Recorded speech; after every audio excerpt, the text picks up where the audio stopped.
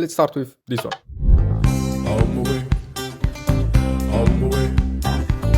This is low-key the best blue sky movie. Trust me. After Scrat started the Canon event, literally moving the icebergs, we meet our hero, Manny the Mammoth and see the Slow. So they basically meet by accident. No. Like Sid taunted two prehistoric rhinos and Manny made an easy 1v2 clutch. Now they're the best buddies. Later, they meet this woman that tried to escape the saber-tooth tigers and didn't survive. They took the kid and this Diego guy convinced them to find the humans, with his help. So it's adventure time, with Sid the Sloth and Manny the Mammoth, an ugly-ass baby and a saber-tooth tiger. Now basically they try to fight the humans, bond with each other so that Diego starts feeling guilty, and oh man, this song is just perfect. When the time comes, he decides to help them fight the other saber-tooth tigers, instead of making a good stake out of them. They return the kid back, and this is the end. Not gonna lie, the cave scene is the best. They basically spoiled the plot for the next Ice Age movies. And managed to show Manny's life story with just his reaction to some cable drone. This is peak storytelling. Almost forgot about Sid. Doesn't anyone love me? Bro casually invented football, martial arts, skating, snowboarding, and how to attract females being a lonely dad. It's all about perspective. And throughout the movie, Scrat has his quest to get that freaking acorn. Once again, this song is nuts. S tier. Next, let's go this one. This is the best adaptation of a Dr. Seuss story, Fight Me. And the title basically describes the entire plot. This guy, Horton, saved a speck of dust from drowning, because he heard some voices from there. But this Karen kangaroo doesn't want him to poison the minds of the kids. So she makes everyone believe that he's a paranoid, and this speck needs to be destroyed. Tiny imaginary people is just not something we do or tolerate. Shut up, Karen. Well, Horton eventually made contact with these little creatures named Who's. Who? Who's. Who? Who's. And fast forward, Karen went to the manager that tried to take the speck from Horton. I just know he's gonna jump out somewhere. Hello. But in the end, everyone heard the Who's. Karen was put in her place, and they lived happily ever after. Pretty good movie, like Jim Carrey and Steve Carell in the same place, just sign me in. And this manager guy named Vlad is literally Lego Batman with a Russian accent. It's true. I am Batman. And those Who's. I can't even imagine what is the feeling knowing that someone can just destroy your world with a finger. Oh, A tier. Okay, next.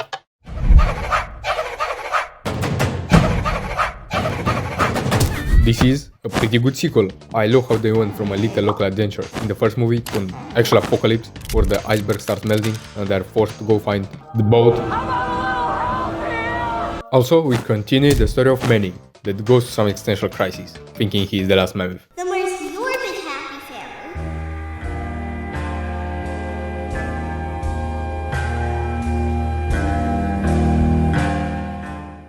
But he meets Ellie.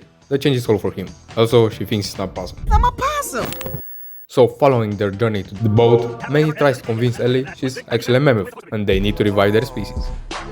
She rejects him, but also kinda accepts it after he saved her from drowning. Or was it the true reason? What about me is attractive? But it's big. Angels like you.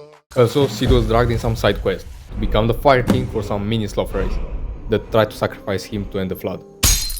And then Scrat gets the MVP, literally dying to save everyone. And we learn that there are actually a bunch of mammoths, so they don't need to revive their species anymore. How I said, a pretty solid sequel. I personally enjoyed it, from Scrat clutching a bunch of piranhas,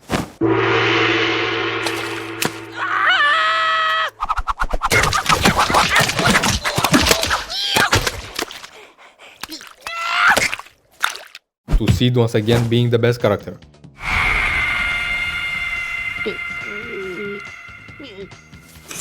I saved missed you, little buddy. And this guy getting casually killed. A tier. Now this one.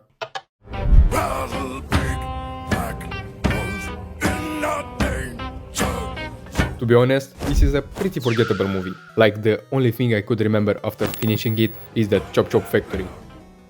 But let me use my remaining brain cells to remember. So the movie is about this guy Rodney, that grew up in a pretty poor family, and his big dream is to become an inventor, like this big old guy. Oh, and basically robots can change every part of their bodies. Also buy and build their kids. But of course, like in any normal society, you need money. So Rodney decides that he wants to try his luck in the big city. Money, wanna buy a watch. Don't buy us. We're fakes. Where he goes straight to the big oil's company to be hired as an inventor.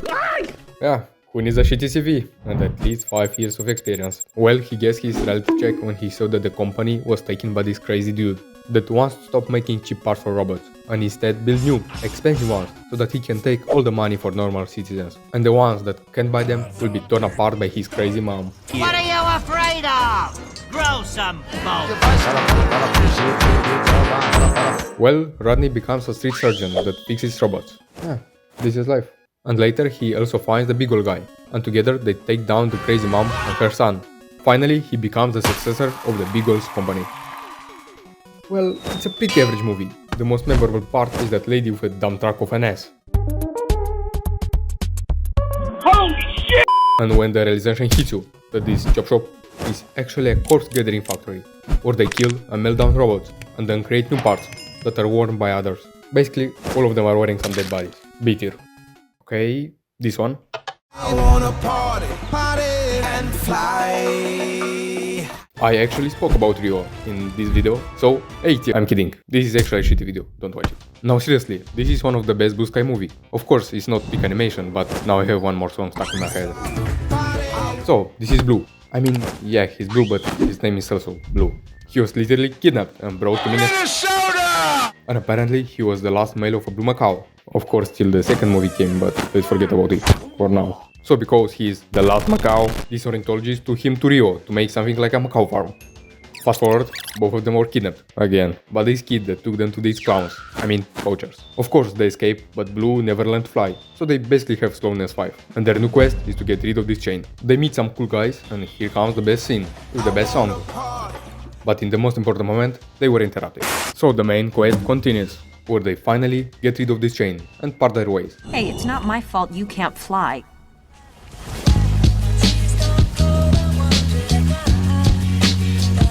But the female macaw was kidnapped again. Unlike the real hero, Blue also got busted. Well, finally they escape, kill this guy, and he learned how to fly. I mean, it's a good movie, but the human characters are just useless. But I really like this trio, Nico, Pedro and Rafael. They give that cool party vibe that is throughout the movie. And this Nigel guy had the best drop. A tier. Next one, this.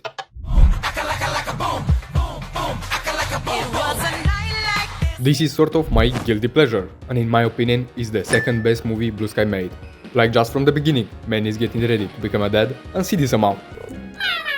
Well, he basically found and adopted 3 random eggs, dinosaur eggs. And the real mom came to get the kids, and also grabbed Sid. Now basically the remaining time they try to save Sid, explore the underground world of dinosaurs, and watch Manny being an overprotective husband. I mean, he tried. Like he took his pregnant wife in some dinosaur utopia, but he's alright, at least he's a good friend. Our friend was taken by a dinosaur. Well, he's dead. Maybe the deranged hermit has a point. After near dying in like 30 seconds of being there, they were saved by this guy, Buck, that helped them survive and find Sid. In the end, Manny became a dad.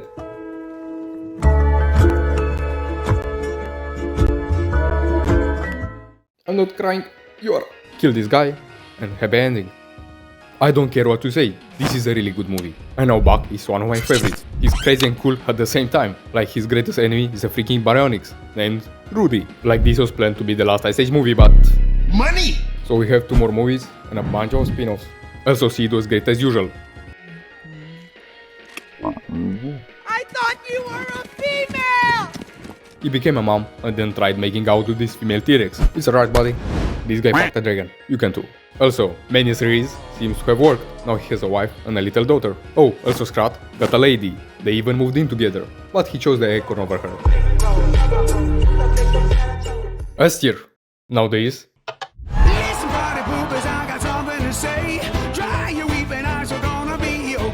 well, this is not epic at all. I mean, it's a movie about some little humans fighting in the forest. And there are also some slugs, frogs, flowers, whatever these guys are, and humans called leafmen. So they all live in this forest that is protected by the queen. There are also these bad guys called Bogans that don't really like the forest and want to destroy it. I mean, white is so green and stuff. So they kill the queen, but she hits them with the Uno reverse card, because she already chose some sort of magical path that will be able to choose the next queen. Also, this girl was dragged in because there are no accidents. You're here for a reason. Maybe you don't see the connections yet. And now she with some slugs, this guy from Tangled, and the Ronin guy need to save the forest, keep that path safe and other stuff. So they defeat the bad guy, the next queen is chosen, and oh, hit the break guys, you spent like one day together. Kids these days. Well, she returned to normal, and happy ending. You know when I said that Robots was forgettable, this one is on a totally another level. The best thing this movie has is the Nimgalu guy, voiced by Steven Tyler. Yeah! He's kinda cool, and the song is really good.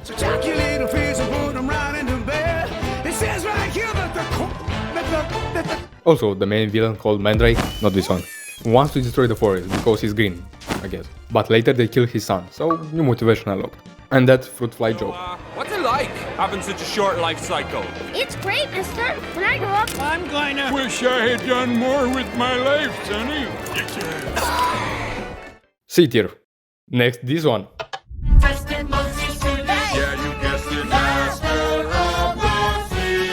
This is not as bad as I thought. I mean, it's a step lower than the first three movies, but if you turn your brain off, it's pretty enjoyable. As always, we start with Scrat doing some dumb stuff, but here he went too far. Like, he split a mountain and then went to the Earth core and created the continent.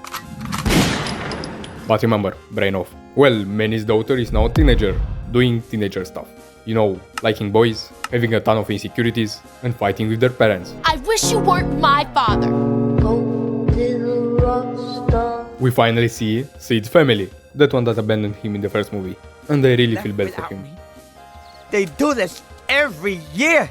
Like, this is the worst family. They found Sid just to leave their grandma with him, and then just left. So Manny and his family get separated because of the drift happening, and his new quest is to find them. But they meet a bunch of pirates that kidnap and also try to kill some of them. So they destroy the ship, stole another one, and went looking for their home. But the pirate captain wants revenge, so he somehow gets another ship. Coincidence? I think not! And captures Manny's family. Finally, they defeat the pirates, kill the captain, and made this island their new home. Believe me, it will get worse. This is still watchable, at least you can see the characters again. Like Manny tries to be a good dad, Diego finally got a girlfriend, and Sid, my friend, your family are just some assholes. Except your granny, she's cool. That Captain Gut is alright, he really tries to be scary. I will destroy him. Just get back to the Apes planet. In this one, Scrat really started to be annoying, like everything he does has worldly impact. He even erased an entire nation, because of that stupid acorn. But he didn't regret his choice from the third movie. Also, the Ethan guy, that Manny's daughter liked, is voiced by Drake. B tier. Let's try this one.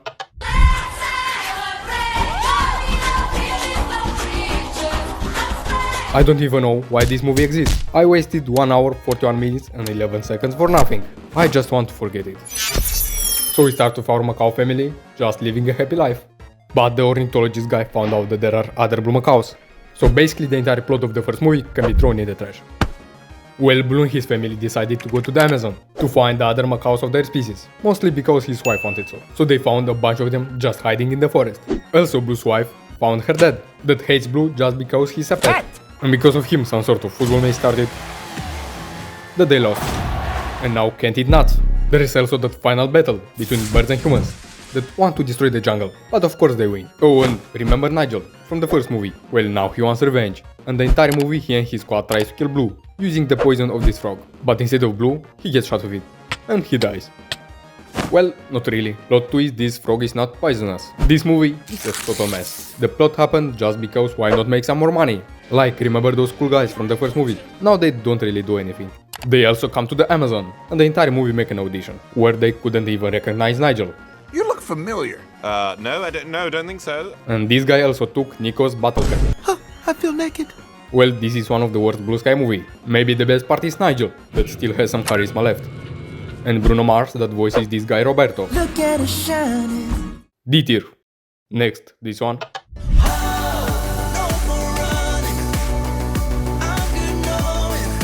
I had zero expectation of this movie, but it was actually somewhat enjoyable. So the plot follows this bull named Ferdinand, voiced by John Cena, that along with other bulls is raised at this farm, to basically be killed by the matador or made into a beefsteak in this killing chamber. So Ferdinand chose the option to escape, and was found by this family, where he grew as a really big bull, but a nice one. And because he's so big and scary, he was captured and returned to the farm from where he escaped. The matador was also there, choosing his next victim. Well, they escape again, but Ferdinand gets captured and sent to basically die fighting. But he shows everyone that he's actually a nice bull, and gets spared. Let him live! So, moral of the story, don't judge a bull by his cover.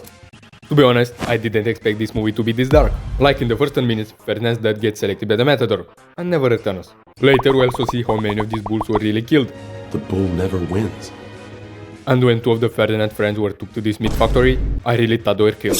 Also, I was 2 years old when I found out that there's a difference between the matador and toreador. Like one kills the bull and the other doesn't. Overall, it was an okay movie, but I won't forgive them for not putting a single John Cena joke. You can't see me. B tier. Let's check this one.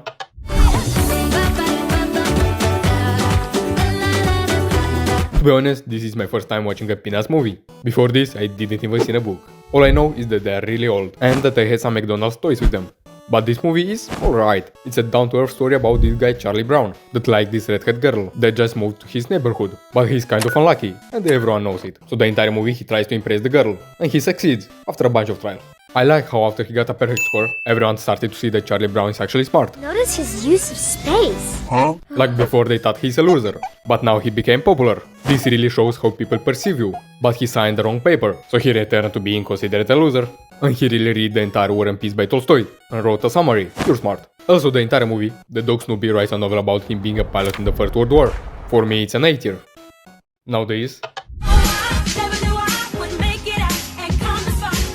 we can all agree that this is the worst Blue Sky movie. Also Scrat is basically a god now. Like he casually created our entire solar system, and also tried to destroy Earth using this asteroid. Let's get back to the characters for one last time. Manny's story ended in like the 3rd movie, and it's really obvious that the creators didn't really know what to do with him. I mean, he again is overprotective, because his daughter has a boyfriend and they want to move out. Diego and his wife now are concerned because kids are afraid of them. And Sid tried some dating apps, but is still single. Oh yeah, the asteroid. Well, it's coming towards Earth, so they're all basically doomed. But Buck is here to save them all. He found some sort of prediction stone and wants to save the planet. So now starts the adventure toward the location of some other asteroid, where they found some sort of civilization that is still alive and young because of the asteroid's mythical powers, or something. Working together and breaking a bunch of physics law, they deflect the asteroid. At this rate it was just easier to move the Earth from its way. Well, happy ending. This is really bad. If you ask on Reddit, say something nice positive about Ice Age 5. It ended. But at least Sid finally got his happy ending. Manny had his in the 2nd and 3rd movie. Diego in the 4th one, and now it's time for Sid. He now too has a girlfriend, even if she's kind of old, but can look young because of that asteroid. Also Buck returned, so that's good. He's the one that really tries to carry the story. Thus saving the world. Also a big problem is that there are just too many of them, and it's hard to care about someone. Except Sid, you're my bro. In the 1st movie were just the 3 of them, plus that ugly kid. But now look at them. The creators understood this in the 4th movie. That's why they split them up. Speaking of the ugly kid, where did all the humans go? After the 1st movie, we never see one again. I have my theory that they were killed in the flood that happened in the 2nd movie, or that Scrat did something with them. So this is how an entire franchise ended. That's why it's important to end it while it's at least half decent. Now look at the Buck's alter ego voiced by Neil Tyson. Space rocks? Magnetic. And Scrat destroying the life from an entire planet. This totally goes to F tier. Now, the last one. I'm a freak of nature, baby. Little dose of danger, baby. What will happen if you take the greatest spy, turn him into a pigeon, and give him a powerless Spider-Man as a sidekick? I'll tell you, a damn good spy movie. So, our greatest spy, that everyone knows, gets framed by this villain, that disguised as him stole something important, and now he's basically wanted by the whole spy industry. So he goes to this tech guy, that transforms him into a pigeon. And now both of them need to escape the law, find the bad guy, and transform Lance back into a human. I really didn't expect this movie to be this good. Like, it's not a new idea to put a cool guy in pair with a nerd, but what matters is the execution. In this movie, we have this greatest spy, Lance Sterling, that basically has all his stats maxed, but when turned into a pigeon, he can't really do much. Also, this tech guy, voiced by Tom Holland, has some good gadgets that are meant to save people without killing them. The chemistry between these two is good, and paired with some nice action, you won't regret the time spent. I call it 50 Shades of Yay! But the rest of the characters are just dumb. Like why this security woman didn't believe Lance. In a world with this many spy technologies, you really can't believe that a guy can just mask himself as Sterling. And the main villain, he just wants revenge. Overall, the fights were good, and I enjoyed the James Bond references. Bond. Hydrogen bond. Almost forgot, I need to change something. Now it's better. Also, let's forget about the fact that Will Smith as a pigeon laid an egg. And let's not ask how he did it. Walter, what happens in the submarine stays in the submarine. S tier. Well, this is the final ranking. The top 5 are Ice Age 1 and Ice Age 3, Spies in Disguise, Rio, and Peanuts. By the way, my decision is absolute and you can't argue with that. Now I need to find a job.